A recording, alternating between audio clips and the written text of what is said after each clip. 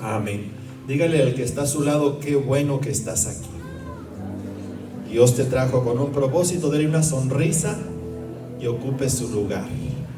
Estamos contentos esta mañana, ya tarde por cierto, porque Dios nos visita, nos da de su gracia, de su presencia, de su bendición. Y quiero compartir un mensaje que he titulado Herederos que sorprenden. Ahí en su Biblia usted puede localizar el primer libro de Crónicas, capítulo 29, versículos del 1 al 4. Corría el año de 1993 o 94. Nos invitaron a un congreso de radio en la ciudad o el pueblito de Durant, Florida, muy cerca de Tampa, Florida. Y de aquí de la región fuimos 3 personas, 2 de aquí de Cuauhtémoc y 1 de Chihuahua. Y la otra persona que nos acompañó fue el difunto Israel Beltrán Montes. Me tocó hacer ese viaje con él a ese congreso de radio. El congreso duró como 3 o 4 días, ya no recuerdo, pero el último día las personas que organizaban el evento muy amablemente nos llevaron a conocer el mundo mágico de Disney en Orlando, Florida.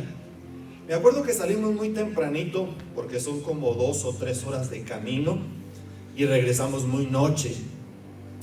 Fue fabuloso conocer ese lugar. Llegas y el estacionamiento está inmenso y de ahí te suben a un barco y en el barco atraviesas unos lagos y llegas a los parques. En esa ocasión eran 3 parques temáticos. Uno de ellos le llamaban el Parque de las Naciones, donde los pabellones de cada país representaban las características de cada nación. Eran demasiados, el único que entramos fue al de México, pero eran muchos parques temáticos. Estaba el Epcot Center, estaba también el mundo mágico de Disney. Nos llevaron a algunos de los juegos, nos la pasamos increíblemente en aquel viaje, conociendo ese lugar. Y aunque prometí algún día regresar y llevar a mi familia y a mis hijos, hasta este día no lo he hecho. Pero sería interesante el poderlo realizar. Y sería interesante que muchos lo pudieran conocer. Cuando se inauguró el primer parque de Disney, que está en Los Ángeles, en Anaheim, California, se acercó un periodista con la viuda de Walt Disney y le hizo una pregunta. Le dijo: ¿no se siente triste de que su esposo haya muerto y no esté presente con usted este día tan importante en la inauguración del parque de Disneylandia? Ella se quedó por un momento pensando y contestó sabiamente: no, le dijo, para nada. Mi esposo fue el primero que se subió a los juegos. Mi esposo fue el primero que disfrutó de las atracciones.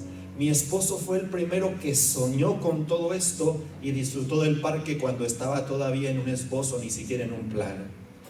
Muy reveladora la respuesta de esta señora. Y en esta ocasión Dios me inquietó a predicarles sobre un tema que tiene mucha utilidad práctica para todos aquellos que somos padres y madres y para todos aquellos que Dios nos ha dado la bendición de tener hijos. Mire lo que dice el relato de la Biblia en el primer libro de Crónicas. Me lo iban a proyectar, pero se fueron los muchachos. Dice: el rey David le dijo a toda la asamblea: Dios ha escogido a mi hijo Salomón, pero él es todavía un niño tierno de edad y la obra es demasiado grande.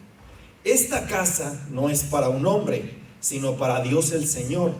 Con todas mis fuerzas yo he preparado todo para la casa de mi Dios. Sigue un poquito más adelante. Además, piedras de ónice, piedras preciosas, piedras negras, piedras de diversos colores, toda clase de piedras preciosas y piedras de mármol en abundancia.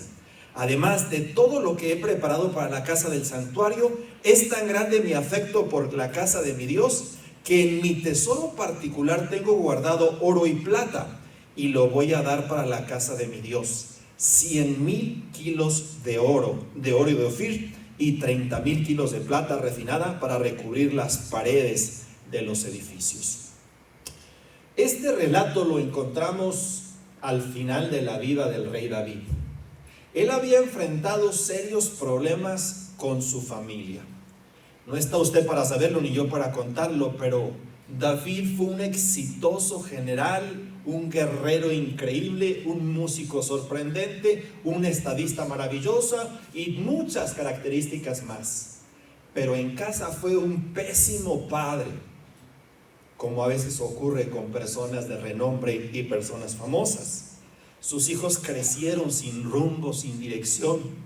Hace poquito estaba estudiando los oficiales del rey David y me sorprendí que aparte del tesorero, aparte del jefe militar, aparte de del otro y del otro, tenía una persona responsable por la educación de sus hijos.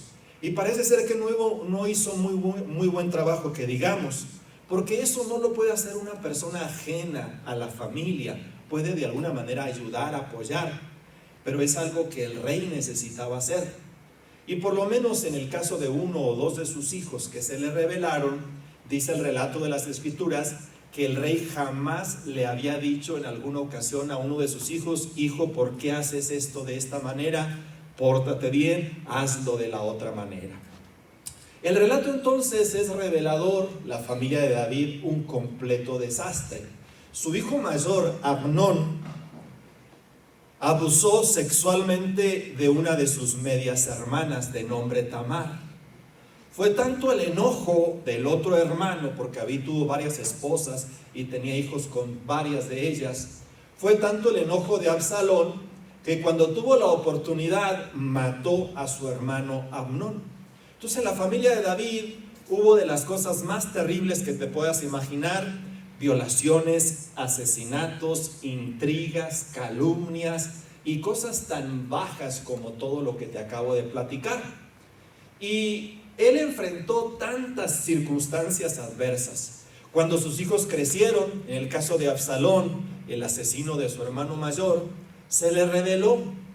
Y no solamente se le rebeló, provocó una guerra civil donde el país fue dividido literalmente y donde murieron miles y miles de soldados en la confrontación militar. David aún así protegía a su hijo Absalón y fue un general, el general Joab, quien finalmente lo mató. Entonces, David enfrentó problemas en su familia increíbles. Por eso es tan revelador sus consejos, sus palabras y sus enseñanzas. En el ocaso de su vida, el rey David preparaba la transición de su reinado. Aunque tuvo serios y grandes problemas con sus hijos, escogió a uno de los menores para sucederlo. Salomón se sentaría en su trono y emprendería su más grande y ambicioso proyecto. Si usted no lo sabía, Salomón no era de los mayores como se acostumbraba en aquella época, que quien se sentaba en el trono del rey era su hijo primogénito, o por lo menos de los primeros. Y si no tenía hijo, pues le daban el privilegio a una hija. Lo cierto es que se acostumbraba siempre que fuera de los mayores, de los primogénitos. Y resulta que Salomón era de los menores. Y era hijo de la tan célebre y famosa Betsabé, aquella mujer con la cual David tuvo el romance extramarital y que terminó ocasionando las tragedias en su familia y ocasionó que David reaccionara tan visceralmente y mandara matar al esposo de Betsabé, uno de sus más fieles soldados, Urías, el jefe o el integrante del grupo de los 30 valientes de David. Entonces, es sorprendente cómo se dan las cosas y cómo es elegido Salomón para suceder a su papá, el rey David, siendo uno de los menores.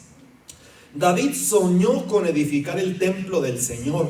Toda su vida acumuló tesoros para lograrlo, pero no se le permitió al haber sido un hombre de guerra y derramar tanta sangre, pero hizo todos los preparativos necesarios. Imagínense, donó 100 toneladas de oro para tan colosal proyecto. Me puse a investigar cuánto vale un kilo de oro. ¿Se puede usted dar una idea de más o menos cuánto cuesta un kilo de oro? Un gramo es difícil comprarlo, imagínese un kilo. Encontré que ahorita varía el precio, pero cuesta entre 60 y 63 mil dólares el kilo de oro. Por lo tanto, ¿cuánto será una tonelada? ¿Y cuántos serán 100 toneladas? Creo que el dato que encontré eran 6,000 millones de dólares. Pues David, en todas sus conquistas militares, en todas las derrotas que le infligió a sus enemigos, fue capturando tesoros, oro, plata, piedras preciosas. Pero lo sorprendente es que él siempre imaginó todo eso no para tenerlo almacenado en una bodega o en una en un lugar especial de tesoro donde se guardaban los recursos del reino y sus recursos personales. Siempre estuvo añorando todos esos tesoros para poder construir el templo del Señor. De hecho, él planeó la construcción, ideó los planos, estaba ya listo para emprender. Y un día que lo visitó el profeta Natán, él le platicó su deseo, su anhelo de construir un templo para el Señor. Y el profeta le dijo: adelante, Dios está contigo, haz todo lo que tienes planeado. Pero al día siguiente regresó el profeta con un mensaje de parte de Dios que lo frenó. Y le dijo: tú has sido un hombre feroz, militar, has derramado mucha sangre. Dios no te permite a ti edificar el templo porque eres un hombre de guerra. Pero Dios va a levantar después de ti a uno de tus hijos, y ese va a ser un hombre de paz, y Dios le va a dar paz por todas sus fronteras. A él se le permitirá edificar el templo, no a ti. A lo mejor se puso triste, pero aparte de ponerse triste, empezó a planear, a idear, a juntar oro, a juntar plata, a juntar piedras preciosas, a calibrar los planos, a hacer arreglos con sus vecinos que tenían madera. En fin, hizo todo lo que se podía hacer antes de partir para dejarle el proyecto más monumental de la historia a su hijo. Un día me puse a investigar, me gusta mucho todo esto, y encontré que los edificios más caros que se han construido, uno en la actualidad está en Singapur. Es un hotel que parece un barco, a lo mejor por ahí lo ha visto. Y ese edificio creo que tiene un costo ahorita de 6,000 o 7,000 millones de dólares. Es el edificio más caro que existe en la actualidad. Pero contrastando los datos que tiene la Biblia y la arqueología y la historia, el templo de Salomón, y más adelante embellecido por Herodes, tendría un costo en la actualidad que superaría los 100,000 millones de dólares. Estamos hablando de casi la deuda externa de México. ¿Por qué? Porque tenía demasiado oro, demasiadas piedras preciosas, demasiada plata. Todo lo más hermoso que te puedes imaginar lo encontrarías en ese edificio, en ese templo. Y fue el sueño del rey David, construirlo, edificarlo. Pero a él no se le permitió. Y aquí viene lo interesante, y que Dios inquietó mi corazón para transmitírselo a todos los papás y a todas las mamás que estamos aquí. Los padres frecuentemente no entendemos cuándo es el tiempo de nuestros hijos. Los vemos pequeños e inexpertos, sin seriedad ni responsabilidad. Pero ¿cómo aprenderán si no les soltamos un poco la cuerda? Aquí hay diferentes momentos, diferentes circunstancias. Y ahorita estaba meditando el día que agarré a mi niño de la mano y lo llevé por primera vez a la escuela. ¿Se acuerda? Sí. ¿Se acuerda del día que agarró a su niña de la mano? Emocionados ellos, emocionados nosotros, preocupados ellos y preocupados nosotros, y los llevamos a la escuela. Dejarlos ahí en la escuela fue difícil. Al principio lloraban, no querían estar allí. Algunos de los niños sufrieron esa transición tan difícil, 3, 4 años. Yo trabajé en una escuela, en el CBT 117, tenía experiencia educativa, y será por eso que Dios me inquietó con la visión de un colegio. Pero estuve muy relacionado con todos los temas de educación, hasta que Dios me llamó al ministerio. Dejé la escuela, dejé mis clases y me desentendí por completo de la educación por unos 5 o 6 años, a lo mejor 7, hasta el momento en que mi hijo creció y lo tuve que llevar por primera vez a la escuela. Y ahí volví a engancharme con el proceso educativo. Después fue mi hija, la primaria, la secundaria, la prepa, la universidad. Y llegamos a un punto, estamos en un punto de que mis dos hijos se están graduando. De hecho, en estos días están terminando todo lo que tenga que ver con la escuela y están en otra etapa. Y pasamos esa etapa difícil de 15, 20 años, donde se gasta mucho, por cierto, donde se invierte mucho en los hijos, pero que de alguna manera te deja una satisfacción muy grande de haberlos guiado, impulsado para que puedan tomar sus propias decisiones y puedan hacer su vida. La realidad es que es un deleite o es un regocijo para los papás el impulsar a los hijos por ese buen camino. No es la varita mágica la educación, no resuelve todos sus problemas, pero es una herramienta muy útil que les va a ayudar a resolver algunos de sus problemas y los va a guiar en la vida. Y a veces hacemos todo lo que está en nuestra mano y de todas maneras las cosas no funcionan porque a nuestros hijos no les gusta la escuela o tienen problemas con ella. Pero la educación no tiene que ver solamente con lo que se adquiere en una clase. Enseñarle un oficio a un hijo es educación. Aquellos que no les gustaron los salones de clases, pero que aprendieron el oficio del herrero, del carpintero, del albañil, aprendieron el oficio de los caballos, de la siembra, de los cultivos, esa es una excelente educación también. Yo creo que los judíos son más sabios que nosotros. Aparte de mandar a sus hijos a la escuela, les enseñan un oficio. Y a veces nosotros solamente nos conformamos con la escuela. Pero qué importante que guiemos a nuestros hijos por el buen camino, no solamente de la educación, sino también de los oficios y de lo que nos ven hacer a nosotros. Ayer vino David, quien nos ayuda muy generosamente a hacer trabajos de la roca aquí en el edificio, y siempre venía solo, pero ahora llegó con su hijo y le digo, ¿trae ayudante? Sí, me dijo, traigo ayudante. Y yo pensé que era de broma, no, al ratito lo vi cortando la tabla roca, arreglando detalles. Qué bonito que los hijos sigan a los padres, que aprendan los oficios de los padres, que aprendan los oficios de las madres, que aprendan a cocinar, que aprendan a hacer esos detalles que parecen insignificantes, pero que son muy importantes en su futuro, cuando ya no están en la casa, cuando están viviendo en otra ciudad, en otro lugar, y que se enfrentan a la realidad de que la ropa no se lava sola, de que no se plancha sola, de que hay que trabajar por esos pequeños detalles para cocinar, que hay que trabajar para esos pequeños detalles, para arreglar los zapatos. Un día me puse a enseñarle a mi hija cómo cambiar una llanta, cómo checarle el aceite al carro, cómo hacer todos esos detalles que no voy a estar allí cuando se necesiten y que ella necesitará hacerlo porque manejo un automóvil.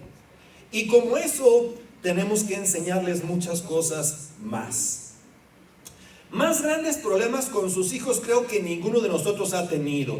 Decía ahorita, Amnón, su primogénito, violó a su media hermana Tamar y como venganza Absalón lo mató. Este mismo se le rebeló provocándole una guerra civil e intento de asesinato.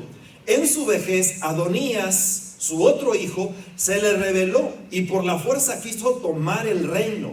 Aún así, siendo anciano, nombró David a su hijo Salomón como su sucesor. Si quieres encontrar problemas fuertes de una familia, vas a ubicarte en la familia de David y ahí sí que las cosas estaban al rojo vivo. Todas las familias tenemos problemas. Aún las familias de los grandes hombres de Dios pasaron por crisis difíciles. Y momentos frustrantes que vamos a tener los papás con nuestros hijos son muchos, pero también momentos frustrantes de los hijos con sus papás. Hay hijos que son más maduros que sus papás. Hay hijos que son más sabios y más inteligentes que sus papás. Y increíblemente, cuando Salomón asume el reino, le cae la responsabilidad, su papá muere, dice que se sentía tan insuficiente, se sentía tan impotente, que cuando tuvo un sueño y Dios se le presentó y le dijo, Salomón, ¿qué quieres? Te voy a conceder todo lo que me pidas. Salomón dijo, estoy muy verde, soy muy muchacho, me cayó la responsabilidad de este reino enorme que mi papá construyó. no sé ni cómo actuar, no sé qué decir, no sé qué decisión tomar. Necesito que me des sabiduría. Jóvenes, pídale a Dios sabiduría. Pídale a Dios sabiduría para emprender, para soñar, para tomar decisiones, para saber con quién establecer una relación amorosa, para saber con quién no. Jóvenes necesitan sabiduría de lo alto, aún en lo más elemental como es ganar y gastar el dinero. Salomón se dio cuenta de ello que era muy muchacho. Y de repente cuando somos jóvenes decimos, es que mi papá es muy anticuado, es que mi mamá es muy anticuada. Yo sí puedo tomar decisiones, pero a la hora de los cocolazos nos vamos a dar cuenta de que las cosas no son fáciles. Si las cosas fueran fáciles, cualquiera las haría. Tenemos que entender entonces que la vida de adulto es complicada. Qué padre cuando estamos chavos. 3 veces al año tenemos vacaciones y nuestra única responsabilidad es ir a la escuela y hacernos allí de patos en la escuela. De alguna manera cuando tenemos problemas es cuando sacamos bajas calificaciones, pero nuestra responsabilidad es jugar, ver la tele, estar en los videojuegos y punto. Pero llega la transición de la vida del adulto. Tienes 6 días de vacaciones al año. Tienes que levantarte todos los días a las 6, a las 7 de la mañana. Ahora que estuve con mi familia, con mi cuñado en Roswell, Nuevo México, se levanta a las 2:30 de la mañana. Sale de su casa a las 3 de la mañana. Llega al patio, a la ciudad donde está trabajando a las 4:30. Y de ahí lo envían a diferentes partes de su trabajo. Dice, se supone que salimos a las 3, pero a veces llega a su casa a las 6, a las 7. Yo digo, ¿esa es vida? Pues es la única que tienen y es la única que conocen y es la vida de los adultos.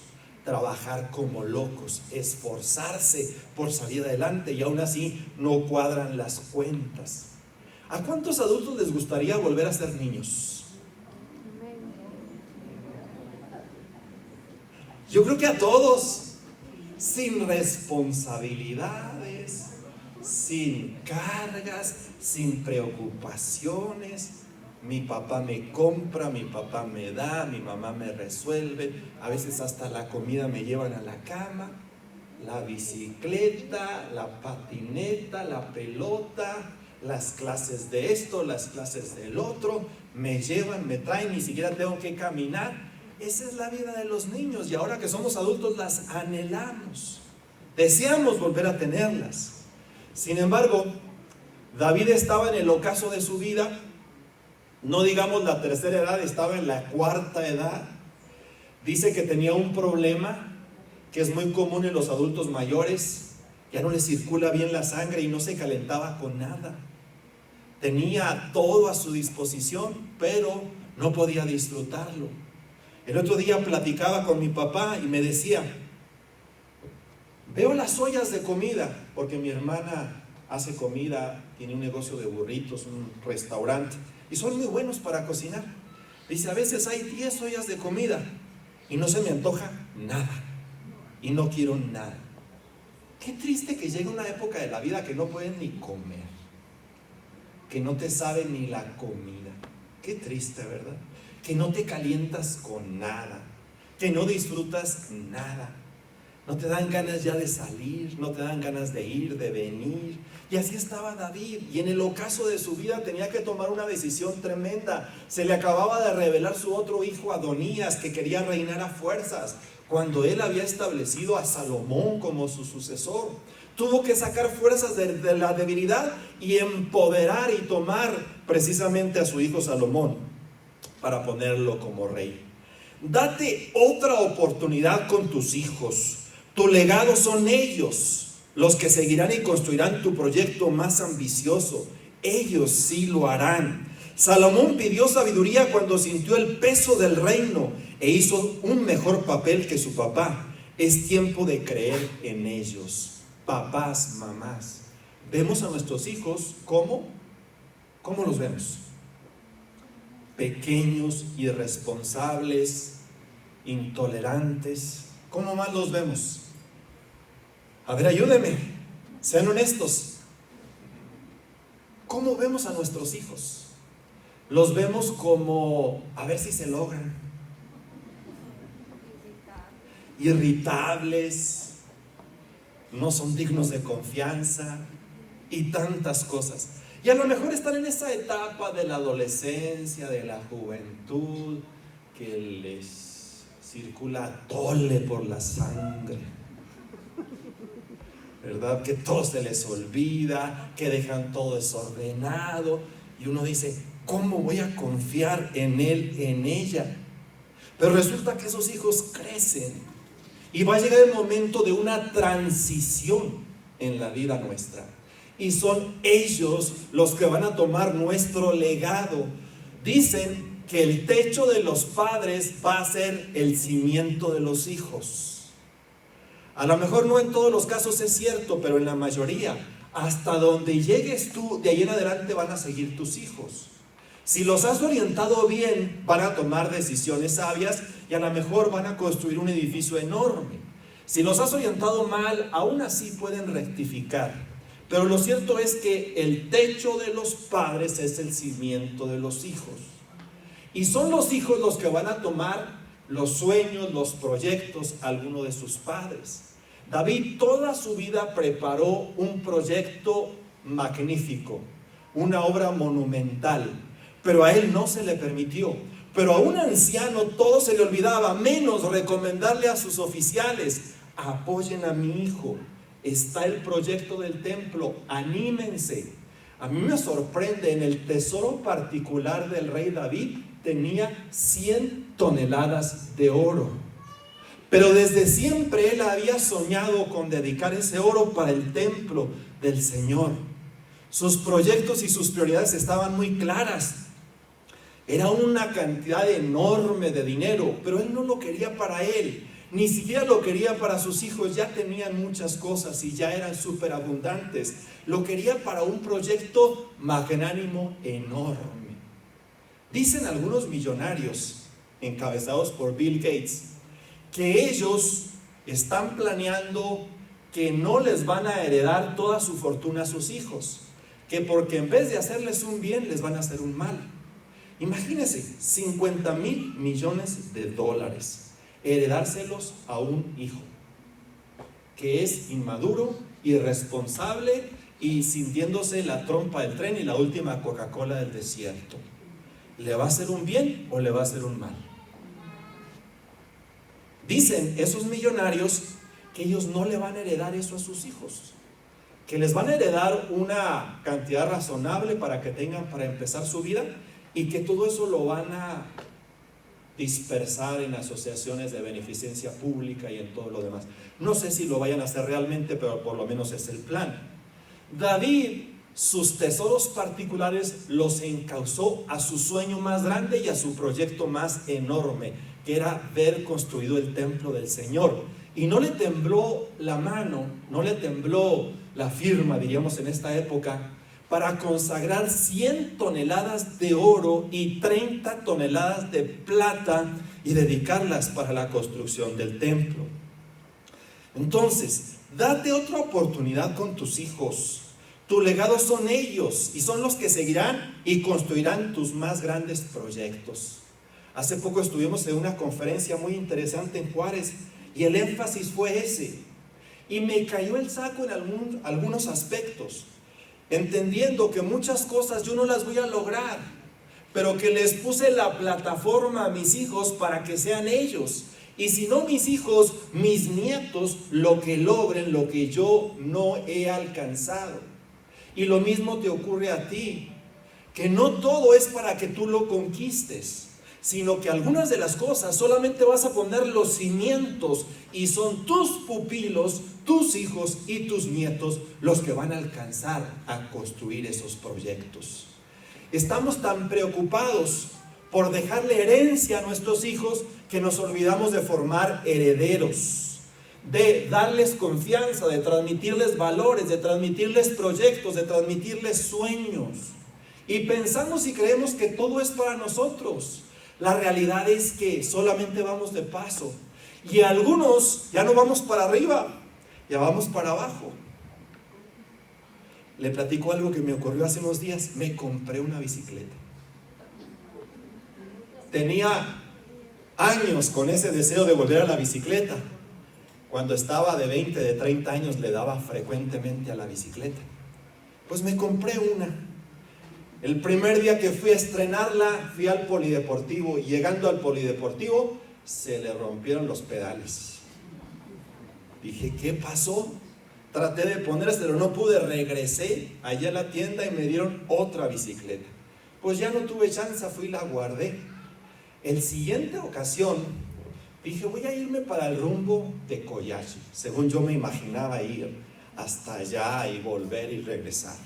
Salí de mi casa, empecé a darle la bicicleta, y cuando iba en la Jorge Castillo Cabrero, antes de llegar al Agustín Melgar, ya iba muriéndome. No, dije, yo no la hago. Me regreso, me di la vuelta, iba de bajadita muy a gusto, pero cuando tomo la calle de la que está rumbo a mi casa, por ahí por la Mercurio, no sé si es, por los Planetas, iba tan mal, se me bajó la presión, yo creo, algo me ocurrió, que me paré a descansar. Y había visto que Charo estaba más adelante, su nieto jugando. Dije, llego ahí con ella para que me dé un refresco o algo y me levante el azúcar. Resulta que no alcancé a llegar y de plano me tumbé en la banqueta. Una señora se acercó muy preocupada. Le pasa algo. Yo creo que me vio de 1000 colores. Según yo me imaginaba, hasta allá a Collachi, no salí de mi casa.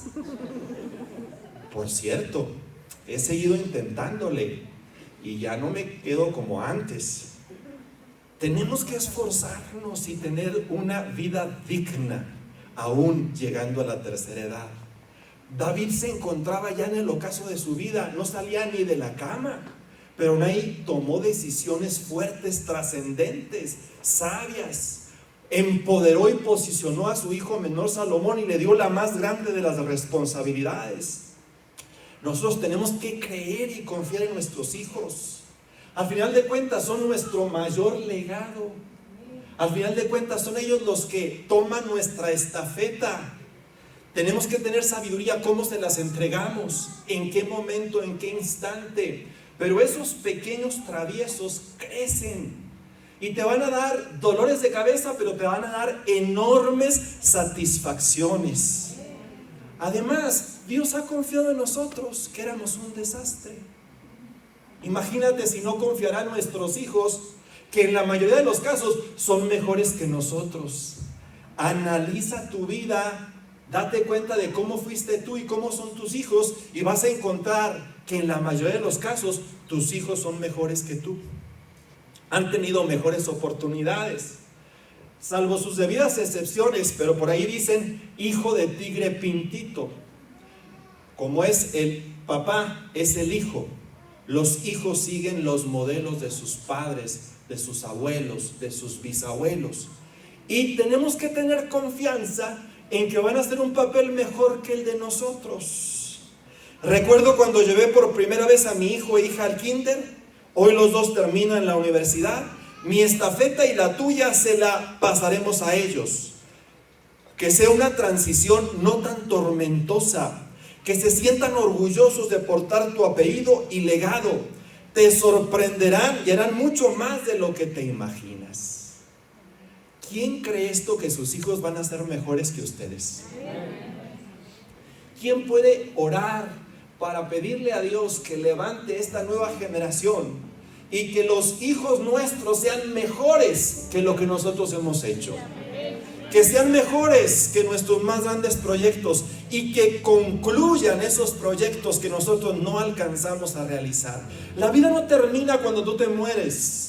Tu legado no acaba el día que tu corazón deje de palpitar y tu mente de funcionar. En ese momento la transición se da hacia tus hijos y hacia tus nietos. Dice la Biblia, herencia del Señor son los hijos y cosa de gran estima el fruto del vientre. Si Dios te dio el privilegio de tener 1, 2 o 3 o los que sean, son una bendición enorme.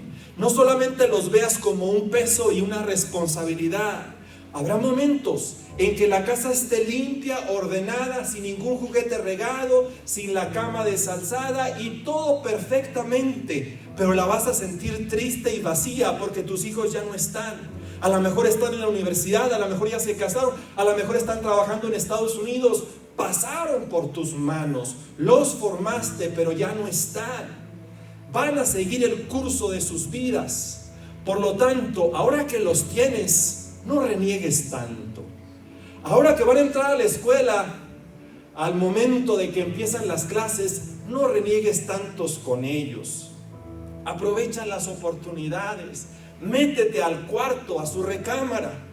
De repente te van a correr, pero cuando tengas la oportunidad, métete a tu recámara, a su recámara, platica con ellos, juega con ellos, ora con ellos. Papás, ustedes jamás pierden el tiempo con sus hijos. Es el tiempo mayor invertido. En el momento en que estés terminando tu vida, en una cama en el hospital o en tu casa, que ya no puedas casi ni respirar, no te va a preocupar la casa. No vas a preguntar por el carro, no vas a preguntar por el trabajo. ¿Por quién vas a preguntar? Por tus hijos, por tus nietos. Lo que realmente te va a importar en esos momentos no es la herencia económica, cómo va el negocio, cómo van las ventas o cómo va el trabajo. Lo que realmente te va a importar en esos momentos es: ¿dónde está mi hijo? ¿Dónde está mi hija? ¿Dónde están mis nietos? ¿Dónde están aquellos que son mi legado, mi herencia? Y si tenemos la bendición de que en esos momentos que partamos esté allí el hijo tomándonos de la mano, la hija tomándonos de la mano. Hace poquito me marcaron, más o menos como 2-3 meses: pastor, está muy grave, ¿puede venir a orar por él? Le dije: tenemos la graduación del colegio, pero a ver qué puedo hacer. Y corrimos aquí al momento, me di una escapada, Hospital de los Menonitas, y me encontré a una familia, todos reunidos, esposa, hija, hermanos, tomándolo de la mano, y todos reunidos. Allí me tocó hacer una oración para despedir a este hombre. Yo no sabía que estaba tan grave. Después me dijeron que al ratito que yo salí, él falleció, pero estaba rodeado de su familia. Y yo creo que es lo mejor que puede ocurrir. Lo más valioso que tenemos no es una casa, no es un carro, no es una carrera, no es una profesión. Lo más valioso que tenemos son esos pequeñines, 1, 2 o 3, o esos nietos que Dios nos ha concedido. Levantemos intercesión por ellos, creamos en ellos. Levantemos la estafeta que vamos a dejarles y no nos preocupemos solamente por la herencia. Tenemos que formar herederos antes que herencia. Transmitirles el temor de Dios, transmitirles la presencia de Dios, cubrirlos con nuestra oración. Termino con una frase que me han escuchado y hoy quiero repetirla. Gran parte del éxito, pequeño o mucho, de mi ministerio lo atribuyo a las oraciones de mi abuela y de mi madre. Sin ellas no hubiéramos logrado muchas de las cosas que son una realidad. Papá, no te canses de orar por tus hijos. Mamá, ora por ellos de día y de noche. Aunque no veas respuesta y no veas resultados y las cosas las veas peor cada día, van a entrar al redil, van a agarrar la onda, se van a encarrilar. Tu oración va a ser la diferencia. Papá, mamá, nunca te canses de orar y de bendecir por tus hijos. Y si están pequeños, métete a tu recámara, dormiditos ahí, pon tu mano sobre su cabecita, sobre sus piernitas, sobre sus piecitos, y aprovecha el tiempo para orar y bendecir a los hijos. Los judíos tienen una ceremonia bien bonita todos los viernes, donde toda la familia se reúne para el comienzo del Shabbat, del sagrado día de reposo. Y ahí el papá o la mamá judía se encarga de bendecir a sus hijos uno por uno. Estos tremendos han descubierto el secreto de la prosperidad y de la bendición cuando declaran las promesas de Dios sobre la vida de sus hijos. Nosotros a veces corremos de aquí para allá. En la mañana venimos renegando, regañándolos a la escuela. Entra el niño a tomar clases todo regañado, todo criticado, todo juzgado. El hijo del judío entra bien contento porque antes de despedirse su papá le transmitió una bendición. Transmíteles bendiciones a tus hijos de día, de noche, en el campo.